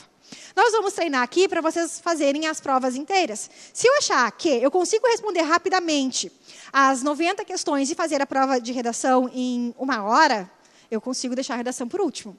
Agora, se eu noto que eu fico muito nervoso ao escrever um texto, que eu não vou conseguir dar conta de escrever uma redação adequada, razoável em 1 hora, eu vou precisar de 1h30, comecem primeiro pela redação. Por quê? Vocês não podem deixar uma redação pelo meio, porque ela compromete 20% da nota. Mas, em alguns momentos, se faltar um pouquinho de tempo, vocês podem ler as questões objetivas de uma forma um pouquinho mais rápida, e não gastando só aqueles 3 minutos, gastando um pouquinho menos para responder as questões. Então, a minha dica é, treinem bastante resolução de questões, refaçam as provas do Enem, são todas disponíveis para download no site do INEP, e vejam como que vocês se comportam em relação a isso. Isso é uma questão de autoconhecimento. Se vocês têm facilidade de escrita, podem fazer depois. Agora, se vocês têm um pouco de medo em relação a escrever, têm um pouco de receio em relação ao tema, façam primeiro a redação. Vocês vão ficar mais seguros para conseguir depois responder as 90 questões. A Marielle, daqui de Santa Cruz do Sul, pergunta se num texto dissertativo argumentativo a gente usa ponto final no título. Não, gente. As regras de pontuação são muito claras. Quando que a gente usa ponto final? Quando a gente termina uma frase afirmativa num texto, num parágrafo. Vamos fazer o seguinte raciocínio analógico. Eu leio uma notícia de jornal. Posso olhar no site da Folha de São Paulo, na internet, posso ler uma notícia aqui na Gazeta do Sul, jornal da nossa cidade. Quando vocês leem as notícias de jornal, no final da manchete, tem título? Não tem. Então, é a mesma coisa de uma redação dissertativa, argumentativa do Enem ou do vestibular. Se eu colocar título, ok, eu não preciso colocar ponto final. Certo, Marielle? Erros de escrita descontam ponto? Sempre descontam ponto. Sabem por quê? Porque uma das competências a serem avaliadas na prova de redação do Enem é a competência relacionada ao uso da língua. Se eu escrever uma palavra errada, eu vou ter desconto. Se eu não colocar acento na palavra, eu vou ter desconto também. Gente, certo? Colocando dúvidas aqui, muito bem, vamos interagindo. Só preciso retomar agora o nosso projeto de texto, tá bom? Olhem só. O nosso projeto de texto, então, é um momento prévio de escrita da primeira versão da redação. Então, vocês têm que pensar, depois de ler a proposta de redação, o que vocês vão defender e como que vocês vão defender. Então, acompanhe de novo o nosso raciocínio.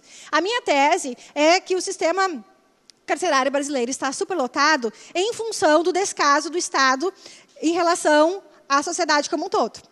Como que eu vou defender isso? Qual vai ser o meu primeiro argumento? Observem comigo o que está no nosso esquema no slide. E o Estado não oferece infraestrutura adequada para os presídios. Eu vou ter que provar isso depois. Isso vai ser um argumento para dizer que o Estado age com um descaso em relação ao sistema carcerário brasileiro. Qual vai ser o meu segundo argumento, que vai aparecer lá no terceiro parágrafo? Eu vou dizer que o Brasil não dispõe de políticas públicas de combate à criminalidade e à desigualdade social. Então, eu vou ter que associar. O Brasil tem quadros de prisões muito lotados, porque a gente não combate o crime e porque existe muita diferença entre ricos e pobres. Como assim, professora? Eu vou ter que encaixar esse raciocínio? Tá? E como é que eu vou fechar o texto? Qual é a minha ideia? As ações do Estado são essenciais para a diminuição da superlotação do presídio. Se eu vou concluir dizendo que as ações do Estado são essenciais, eu vou ter que, obrigatoriamente, lá no final do meu texto, dizer quais são as ações. Isso é um texto lógico e coerente. Fiz isso, eu vou ter que materializar esse meu projeto de texto no texto. Aí eu fiz um texto aqui para vocês, que não é modelo, que é só um exemplo. Não existem redações modelares. Cada um de nós tem que encontrar o nosso próprio modelo de escrita. Aqui é só para ilustrar o projeto de texto. Então, aqui. A nossa estrutura, vamos retomar, tem que ter introdução, um parágrafo. Segundo parágrafo, argumento 1. Terceiro parágrafo, argumento 3. Quarto parágrafo, conclusão. Certo? Tem que gravar isso. Introdução àquele parágrafo que nós lemos juntos. A superlotação do sistema carcerário é evidente no cenário nacional e revela descaso do Estado para com a sociedade como um todo. Lembrem o seguinte: toda vez que eu tenho um texto dissertativo argumentativo, eu tenho que ter obrigatoriamente uma tese. Onde é que está a tese? Aqui. Essa é a tese. Eu vou desdobrar essa tese agora. Como prova disso, podemos mencionar a falta de infraestrutura. Quando eu coloco aqui falta de infraestrutura, vou colocar agora aqui em verde, isso já está indicando no meu projeto de texto a minha linha de raciocínio. A banca já vai ler no primeiro parágrafo que eu estou com o raciocínio organizado. É isso que vocês têm que fazer na redação de vocês. Vocês já têm que anunciar no primeiro parágrafo de texto de vocês que vocês têm uma estrutura lógica sequencial. Por quê? Porque isso vai deixar claro o projeto de texto de vocês. Então, qual vai ser o meu primeiro argumento? A falta de infraestrutura adequada para acolher os apenados e a ausência de uma política pública. Então, notem, aqui é o meu segundo eixo de argumentação. Já anunciei para a minha banca. Ela vai saber, nossa, esse autor pensa direitinho, já está organizado. Se eu anunciei esses dois elementos que estão destacados em verde como índices de argumentação, o que eu tenho que fazer na sequência dos parágrafos? Desenvolver esses índices. Porque a minha redação tem que ser coerente. Se eu anunciei esses dois elementos, pressupõe-se que eu vou ter que desenvolver isso agora. Então, vou fechar aqui esse primeiro parágrafo, dizendo que esses fatores contribuem para o aumento de preços e a consequente precarização das cadeias do país, realidade que deve ser transformada. Quando eu digo que deve ser transformada, o que eu estou anunciando? Que eu já estou compreendendo a proposta de redação do Enem, que eu tenho que mostrar e escrever uma proposta de intervenção. Então, notem que eu já preparei o meu leitor, através do meu projeto de texto, para os movimentos da minha redação. Eu vou justificar por que eu acho que o Estado tem um descaso com o sistema carcerário e vou dizer que eu vou colocar depois, ao final, ações para resolver esse problema. Então, vamos para o argumento 1 agora. Sob esse viés, pesquisa do Conselho Nacional de Justiça revela que apenas 24 das 2.771 prisões do Brasil, ou 0,9% delas, estão em excelente estado. Notem que, para provar que existe uma falta de infraestrutura adequada, eu trouxe um dado. E um dado que é legitimado por um órgão que tem como função, aqui no Brasil, cuidar de todas as questões relativas à justiça ou à falta de justiça. Eu usei aquilo que nós chamamos de dado concreto e disse de onde tirei. Eu legitimei, porque todos sabemos que o Conselho Nacional de Justiça é o órgão que cuida, que faz pesquisa, e que de certa forma, faz diagnóstico e intervenções em relação às cadeias brasileiras. Esse dado é correto, é verdadeiro. Um exemplo desse dado preocupante, que comprova o caos penitenciário no Brasil, é o presídio feminino de Caicó.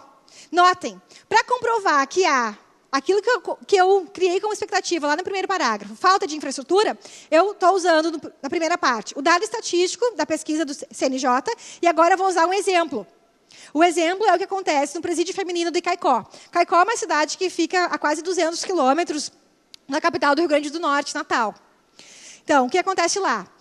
Onde as mulheres vivem com lixo acumulado e risco constante de choque elétrico em virtude de fiações soltas. Muito bem, eu trouxe 2 elementos agora no texto, o dado estatístico e o exemplo do presídio lá de Caicó, para justificar que, de fato, existe uma infraestrutura inadequada das cadeias do Brasil. Só isso, pessoal, não adianta. Porque para um parágrafo da redação ser de caráter dissertativo argumentativo, só colocar dado, exemplo, não serve. Eu tenho que associar isso à minha opinião, ao meu julgamento de valor. Então, eu vou fechar esse parágrafo amarrando essas ideias com aquilo que eu penso. Aí, qual vai ser a estratégia que eu vou usar? Tais dados são indicativos de quê? Quando eu uso esse tipo de expressão no meu texto, eu mostro que eu estou usando esses dados para fortalecer o meu ponto de vista. Logo, eu estou mesclando a dissertação com a argumentação. É isso que a banca quer que vocês façam. Então, qual é a minha dica, pessoal? Vamos usar nos parágrafos de desenvolvimento dados ou citações, e no final vamos dizer o que esses dados nos dizem, ou como que eu interpreto, eu avalio esses dados em relação ao tema. Aí, como que eu fiz isso? Tais dados são indicativos claros de que o Estado tem sido omisso na resolução de problemas estruturais das cadeias. O que mostra também, notem que eu estou fazendo uma posição justificada, o que mostra também que a condição de vida do encarcerado é indigna e precisa ser revista por meio de ações governamentais eficientes. Então, usei aqueles dados para me posicionar. E é um absurdo, é indigno que os apenados no Brasil tenham presídios com estrutura tão deficitária assim. Logo, o governo tem que fazer ações eficientes. Concluí o meu primeiro argumento dando conta da falta de infraestrutura. Qual vai ser a ordem lógica do meu segundo argumento, no terceiro parágrafo? Dar conta do outro elemento que está ali em verde, que é a ausência de uma política pública de combate à criminalidade e à desigualdade social. Então, acompanhe comigo o terceiro parágrafo. Outro fator que corrobora, eu poderia ter escrito conforme, confirma, poderia ter dito que declara, corroborar é um termo mais rico do que confirmar. Então, vocabulário, a gente vai ver isso nas nossas aulas de redação do CISC, a gente tem que tornar o vocabulário um pouco mais rico, não erudito, mas um pouco mais produtivo para mostrar que nós temos diferença entre aquele aluno que usa um vocabulário essencialmente comum e aquele aluno que vai usar um vocabulário mais elaborado. Vocês vão sair daqui usando vocabulário elaborado. Outro fator que corrobora o cenário desolador do sistema presidiário no Brasil é a falta de políticas públicas para a diminuição dos crimes cometidos no Brasil, uma vez que tanto o governo federal quanto estados e municípios carecem de programas específicos e eficazes para coibir a prática de ações delituosas. Então, falei, retomando aquilo que estava lá no primeiro parágrafo. Não existem políticas públicas de combate ao crime e à desigualdade social. Vou ter que desenvolver um pouquinho mais. Apesar de colocar policiais nas ruas, mesmo que em quantidade insuficiente para a demanda, ser uma estratégia dos governos, ela é insuficiente. Ou seja, nós não vamos resolver o problema carcerário no Brasil, evitando roubos, assaltos, colocando mais policiais nas ruas. Estou me posicionando sobre isso. O que é preciso fazer, então? Eu vou ter que justificar esse meu ponto de vista. Isso porque o país sofre de crimes sucessivos cometidos pelo mesmo autor. Ah, então tá. Só ter policial não adianta. O crime continua porque as pessoas que cometem os crimes são reincidentes. Todo mundo sabe o que é reincidente, né? O mesmo autor pratica sucessivas vezes um mesmo tipo de crime ou crimes diversos. Então, isso porque o país sofre de crimes sucessivos cometidos pelo mesmo autor, aspecto que amplia os índices de punição e encarceramento. Então, notem que aqui nós estamos ampliando a ideia de políticas públicas necessárias em relação à prática de crimes cometidos por uma mesma pessoa, de forma reincidente. Nesse sentido, o Brasil poderia se espelhar na Noruega, que tem um programa de combate aos crimes por meio da ressocialização do apenado, o que evita a reincidência delituosa. Tal prática poderia, portanto, ser uma medida adotada neste país tropical abençoado por Deus e tão merecedor de uma sociedade menos violenta e mais harmoniosa. Então, gente, se o problema é, nós temos um presídio superlotado no Brasil, porque nós temos muita criminalidade e o Estado não combate, nós deveríamos não ter só policiais nas ruas, nós deveríamos ter, através da comparação, uma política pública semelhante à da Noruega. Para quem não sabe, a Noruega é considerada um dos países mais seguros do mundo. Lá, as prisões são consideradas prisões modelo. Então, por isso aqui essa comparação é tão pertinente. Quando se faz uma comparação, se usa uma estratégia argumentativa que mostra que nós somos capazes de fazer associações, cotejos entre contextos diferentes. Quem sabe falar de sistema prisional na Noruega, normalmente é um bom leitor. Isso já vai ser uma pista para a banca de que você tem um repertório socioprodutivo mais amplo, mais rico. Ponto positivo, nota mais alta. Aqui, a estratégia adotada foi da comparação. Para dizer, no Brasil, nós deveríamos ter também um sistema de ressocialização do penado, porque assim diminuiríamos a criminalidade. Quando se diz aqui no final, tal prática, aqui, ó, poderia, portanto, ser uma medida a ser adotada no Brasil, é o fechamento de caráter opinativo em relação aos dados que foram apresentados no desenvolvimento do texto. Notem que aqui nós temos uma palavrinha mágica, que é um elemento de coesão, que ajuda a construir o fechamento desse raciocínio. Qual a palavrinha é? Portanto, ela indica linguisticamente fecho de raciocínio. São palavrinhas importantíssimas para finalizar parágrafos e para introduzir também os parágrafos finais em uma redação de caráter dissertativo argumentativo. E aí vamos para a conclusão. Lembrem que a conclusão, nessa nossa proposta, ela vai apresentar a ação de intervenção para o problema que nós discutimos. Quais são mesmo os problemas que nós apontamos em relação à superlotação? A infraestrutura inadequada e as ausências de políticas públicas de combate à criminalidade e à desigualdade social. Então, gente, se esses são os problemas que eu levantei, logicamente, as minhas intervenções têm que estar relacionadas a esses problemas. Eu não poderia dizer, por exemplo, aqui, que para resolver a superlotação dos presídios, é preciso investir na formação de professores. Isso não teria nada a ver. Eu tenho que criar ações intervencionistas que conversem, que estejam de acordo com os problemas que eu discuti, que eu elegi no meu texto. Então, vamos ver aqui a proposta de intervenção específica para este tema. Para corrigir a superlotação do sistema carcerário brasileiro, é crucial que o Estado, já disse quem vai fazer a ação, o Estado atue em projeto de combate à criminalidade. Então, eu estou sendo coerente com o que eu escrevi nos parágrafos anteriores. Se eu digo que o Estado tem que fazer alguma coisa, eu tenho que dizer que coisa é essa, ou seja, qual é a ação que eu estou propondo. Dessa forma, deve investir efetivamente em programas de governo, disse ação, investir em programas de governo. Vou explicar agora aqui como, por meio de destinação de verba específica para subsidiá-los, para ressocializar a penada e evitar que haja reincidência. Porque eu disse no meu desenvolvimento que nós temos muita criminalidade, porque nós temos alta reincidência aqui. Então, tem que ter uma ação para resolver isso. Aí, eu vou colocar mais uma ação. Além disso, marquei linguisticamente que eu vou ter mais do que uma ação. Deve reformar os presídios em condição deficiente e ampliar seu sistema de segurança, qualificando profissionais dessa área e contratando policiais e demais operadores do sistema carcerário em número adequado para atender a realidade penitenciária. Então, 2 ações para resolver aqueles 2 problemas. E aí, eu não posso fechar o parágrafo assim. Lembre que o parágrafo, aquele parágrafo padrão, bonitinho, que vocês têm que escrever na redação, tem que ter início, meio e fim. Falta a frase de fim do parágrafo, que é final. Essas medidas, notem, estou retomando, essas medidas poderão ser parte da solução da triste realidade das cadeias brasileiras. E sua implantação, certamente, há de fazer o Brasil ser uma nação menos violenta e mais atenta aos direitos de todos, presos e não presos. Por que mais atenta aos direitos? Porque é um direito humano, por exemplo, que as pessoas tenham uma condição de vida digna, mesmo nas cadeias. Então, não é porque o sujeito cometeu um delito que ele tem que ser torturado nas celas, ou que ele tem que ter, por exemplo, risco de choque elétrico, porque ele está preso. Então, isso combina com o que foi dito no final. Então, para ratificar, gente, o que nós vimos nesse exemplo?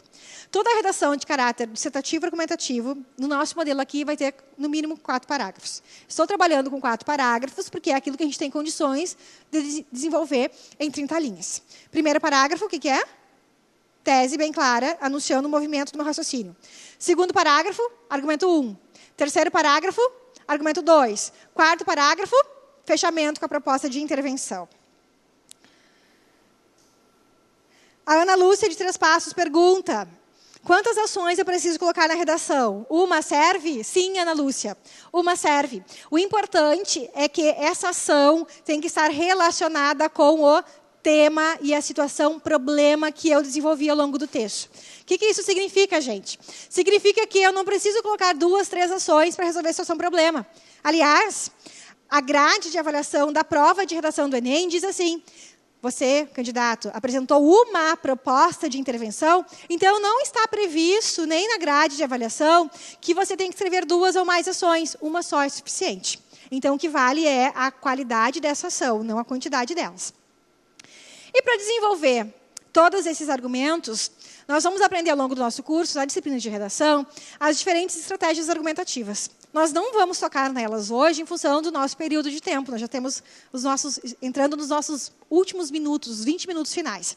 Então, como que a gente constrói argumento? De onde a gente tira os dados? Como que a gente incorpora uma citação, um exemplo? Será que eu posso contar um exemplo da minha vida pessoal na redação? Gente, nós vamos aprender isso ao longo do nosso curso, porque existem muitas estratégias argumentativas.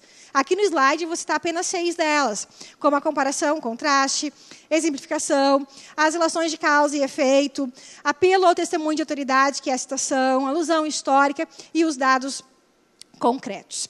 Então, sintetizando essa parte final, quero reforçar algo super importante.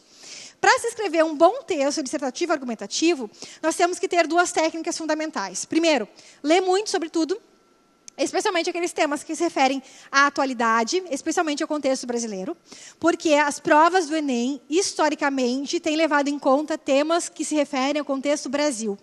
Isso não significa que vocês não tenham que ler sobre o que acontece lá na Alemanha, na Venezuela, nos Estados Unidos, nas Coreias. É claro que tudo isso é importante. Mas a redação do Enem, nos últimos anos, ela tem se inclinado a discutir temas de caráter nacional, temas que circunscrevem a realidade brasileira. Então, é importante que vocês saibam o que está acontecendo no Brasil para vocês ficarem super afiados em relação aos temas possíveis de redação do Enem. Falando em temas possíveis, atenção, gente, nós lançamos no nosso curso um kit de 7 temas possíveis de redação para o Enem. Se você ainda não viu esse material, você pode correr ainda no nosso site, buscar no nosso Facebook os kits, eles são gratuitos, vocês podem baixar, e nós já adiantamos alguns temas possíveis de redação para o Enem. É claro que são temas possíveis, vocês têm que buscar um repertório de vocês cada vez mais amplo e qualificado, para que vocês consigam ter o que escrever na prova do Enem. Mas fica a dica, se vocês quiserem compartilhar o material exclusivo do nosso curso e que está disponibilizado gratuitamente para cada um de vocês. E chegamos, então, aos minutos finais da nossa aula. E, para essa parte final, nós vamos tratar das dicas de redação. Essas dicas de redação incluem aquilo que vocês não podem fazer de jeito nenhum e aquilo que vocês têm que fazer de qualquer jeito. O que vocês não podem fazer de jeito nenhum? Jamais colocar o nome de vocês e assinar. Eu não falei sobre isso ainda. Qualquer forma de identificação anula o texto de vocês. Não podem usar textos extras no meio da redação. Eu não estou conseguindo escrever 7 linhas, eu coloco um versinho maravilhoso do meu time de coração. Eu acho que a banca não vai ler. E eu coloco lá. Até apenas iremos. Alguém é gremista aqui? Ai, ninguém, estou sozinha nessa. Nossa Câmara é gremista, muito bem. Nossa, gente, amanhã tem jogo do Grêmio. E não vou conseguir escrever as 7 linhas, eu coloco o versinho do Grêmio lá, acho que a banca não vai ver, não vai notar e não vai me descontar nota. Gente, não pode, em hipótese alguma, colocar trecho que não tem nada a ver com o texto. Essa parte que não tem relação nenhuma com o texto vai descontar a sua nota, vai zerar, não pode. Por mais que vocês amem seu time de coração ou uma receita culinária, queiram fazer um bolo de chocolate no meio da prova, não escrevam nada disso no texto, porque vai anular a redação de vocês. O que mais que eu não posso fazer? Não copiar nenhuma parte do texto, já falei, quero reforçar.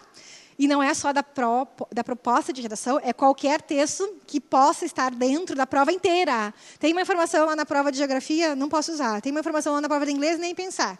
É só as minhas ideias que eu tenho que usar no texto.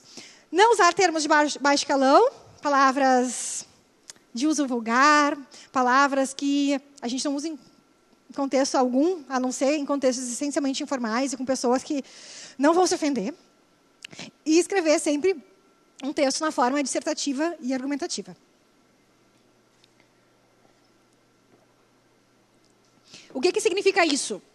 que vocês não podem contar uma historinha, não podem escrever um poema na prova do Enem, porque isso vai dar nota 0, bem redondo. Por quê? A dissertação e a argumentação não são escritas em verso. Então, a forma é prosa, encher bem até o finalzinho da linha, escrita em parágrafos, nada de construir um texto poético. E o que vocês devem fazer? Muitas ações. Uma delas é o que vocês estão fazendo hoje, estando aqui, assistindo a uma aula, interagindo em casa, quer dizer, procurando estratégias para qualificar a performance de vocês no dia da prova de redação do Enem. Estudar, ter proatividade e interesse em aprender. Lembrar também que a escrita não se faz apenas com teoria. A teoria se faz com exercícios efetivos de redação. O que significa isso, gente? Significa que vocês não podem deixar para o último mês, lá em outubro, o treino. Não dá para fazer isso. A redação tem que ser uma constante na vida de aluno, deve ser uma constante na vida de qualquer concurseiro, deve ser uma constante na vida de qualquer aluno que vai fazer vestibular ou Enem. Por quê? A escrita é treino. Se a escrita é treino, nós temos que fazer continuamente redações, reescrever redações, para que nós tenhamos tempo hábil de se habilitar a escrever uma redação 3C. O que é isso? Já vou explicar. E aí a Maria de Alagoas pergunta o que é o repertório, que está aqui, que eu vou falar agora. Uma das dicas é ampliar repertório. O que significa ampliar repertório? O nosso repertório é constituído por aquela bagagem de informações, de conhecimento histórico, de dados estatísticos que nós temos que armazenar na nossa memória sobre os mais variados temas. Eu não posso ser autor de redação de um tema só, porque eu gosto só de estudar o mundo digital, eu só quero estudar assuntos relacionados à internet, a redes sociais, a avanços tecnológicos. Eu tenho que ter um repertório amplo no sentido de temas variados e eu tenho que ter um repertório amplo no sentido de fontes de informação. Ah, então tá, entendi. Eu tenho que saber sobre tecnologia, eu tenho que saber sobre violência, eu tenho que saber sobre surdos, eu tenho que saber sobre mulheres, eu tenho que saber sobre ecossistema, eu tenho que saber sobre cidades sustentáveis. Só que sobre esses temas eu tenho que buscar fontes diferentes. O que é uma cidade sustentável? O que é a violência? Qual é o percentual de cidades brasileiras que são consideradas sustentáveis? Qual é o percentual de violência que ocorre no Brasil? O que um autor que estuda cidades sustentáveis escreveu de relevante sobre o tema? O que um autor escreveu de relevante sobre violência e que eu posso armazenar e anotar no meu repertório? E aí, uma pergunta. Repertório é só gravar informação na memória? Não é. Eu tenho que criar também um sistema de anotações, que nós chamamos aqui no nosso cursinho de caderno temático. Quem já é nosso aluno já sabe, já expliquei na nossa aula 1 o que é o caderno temático, que é a nossa metodologia de criação e ampliação e consolidação de repertório. Se vocês querem ter muitas informações sobre muitos temas, vocês não podem confiar só na memória de vocês. É preciso também que vocês criem instrumentos de registro dessas informações para que vocês possam acionar lendo, relendo, revendo antes das provas de redação. Então, anotar informações sobre os mais variados temas, lembrando que, no caso específico da prova de redação do Enem, os temas versam sobre 3 palavrinhas mágicas, que são questões de ordem social, cultural e econômica. Então, grave essas palavrinhas que elas são fundamentais. Pensar e opinar sobre os temas de caráter social, cultural e político, ou seja, não adianta só anotar informação só dá dissertação. Eu tenho que ter informação e posicionamento, opinião, tese sobre os assuntos. E aí, antes de encerrar aqui, nós vamos ter uns recadinhos. Eu quero dizer para vocês que nós temos que treinar muito. Não comecem a escrita de vocês lá em outubro. Não vai dar tempo. Vocês vão sofrer e vão correr risco sério de tirar nota baixa. Identificar as fragilidades dos textos de vocês para escrever. Antes de explicar esse último item, atenção aqui, gente. Nós ainda temos uns minutinhos, mas nós temos sorteio de brindes. Nós temos no evento alguns prêmios e pessoas que vão recebê-los. Será que está aqui? Não, não está. Aqui o ganhador do livro. Ele nos acompanha na aula virtualmente, está online aqui. Ele é Sivonei Vieira. Você ganhou um livro, você pode passar aqui e enviar e-mail para atendimento@saisc.com.br para receber o seu brinde, que é um livro. Boa leitura, Sivonei, sucesso no Enem, acompanhe as nossas aulas. Fique atento que nós já temos mais alguns minutinhos ainda para encerrar a nossa aula. Então, olhem só. Eu estava dizendo para vocês que, para escrever uma boa redação, nós temos que ter alguns comportamentos. E eu terminei ali, na última frasezinha, na última dica, dizendo que a gente não pode escrever redação ou começar esse treino lá em outubro, porque não vai dar tempo. Redação é treino. A gente aprende com os nossos erros.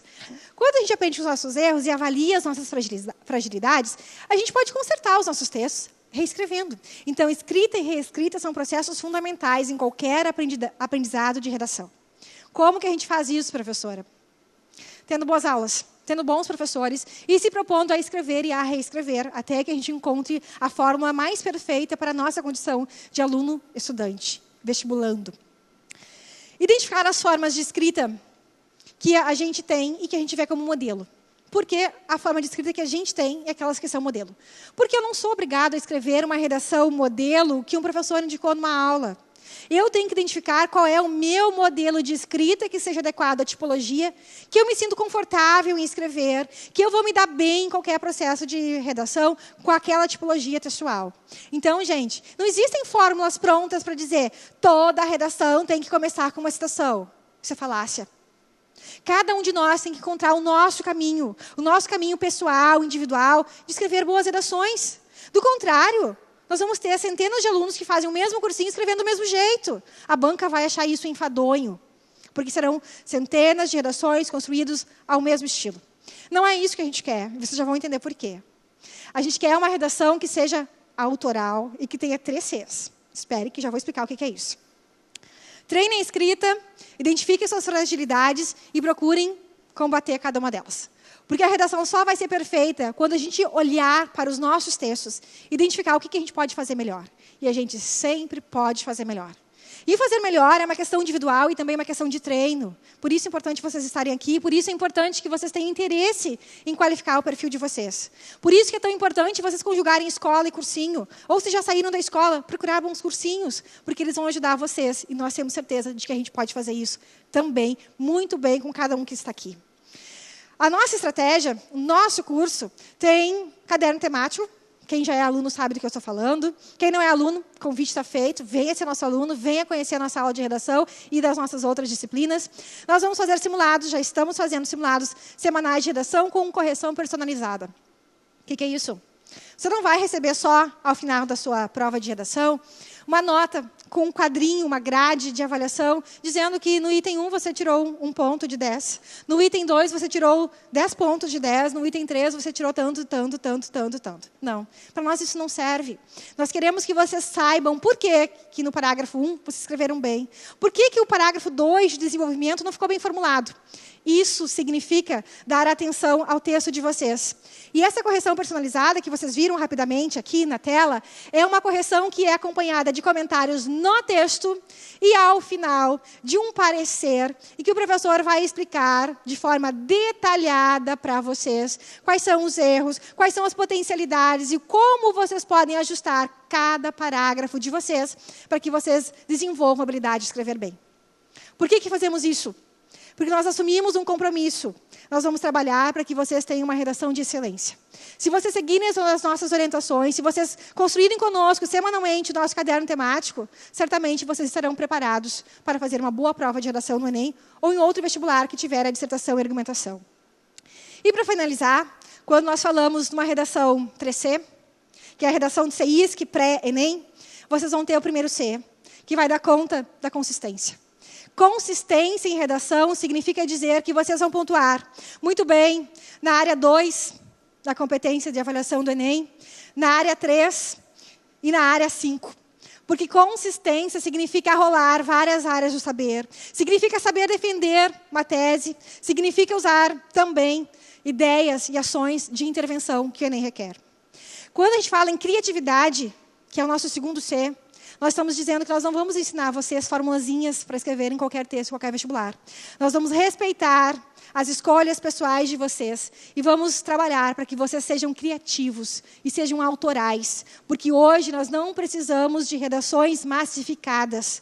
Redações massificadas são comuns. Nós queremos redações personalizadas, que tenham voz autoral. É isso que a banca quer. Sujeito pensante, sujeito que é indivíduo, pensa de forma individualizada. E é isso que nós vamos fazer quando nós falamos em criatividade. E o último C, que fecha a nossa redação 3C, só aqui no CISC para Enem tem o 3C, nós vamos falar de competência. Por que competência, professora?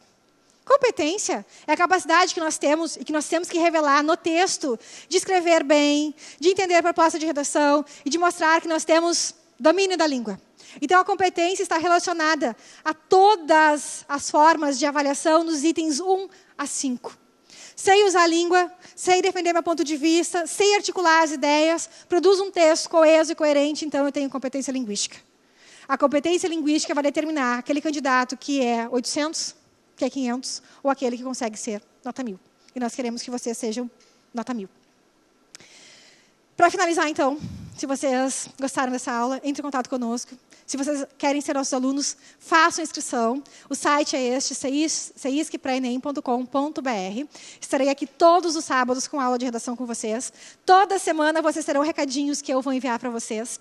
Estarei presente também no grupo de estudos do CISC Pré-ENEM. E lembrando que nós estamos até hoje com valor promocional. Curso inteiro, de março a novembro, até o dia 10 de novembro, 10 parcelas de R$ 89,90. 10 parcelas que podem ser feitas, podem ser pagas através de boleto ou de cartão de crédito. Até hoje. Se vocês quiserem mais informações, entrem em contato conosco. Fiquem até aqui, que nós estaremos aqui para responder as suas dúvidas. Agradeço imensamente quem está aqui, quem veio pela primeira vez, quem já é nosso aluno, quem está acompanhando no meio virtual. E dizer que às 13h30 nós temos a aula de novo. É a segunda e última parte do nosso evento. Muito grata pela atenção de vocês. Sejam todos bem-vindos.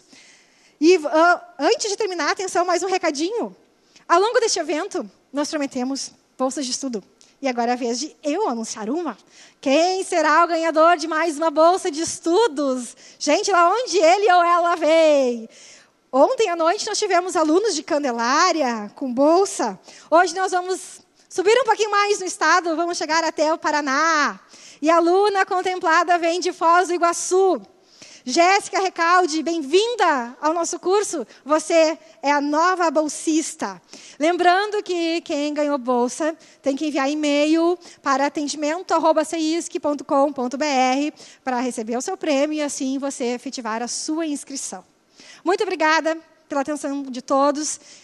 Atenção para o nosso convite, 13h30 de volta, aula de matemática, depois aula de história. Estaremos juntos, conectados. Bons estudos e até a próxima aula.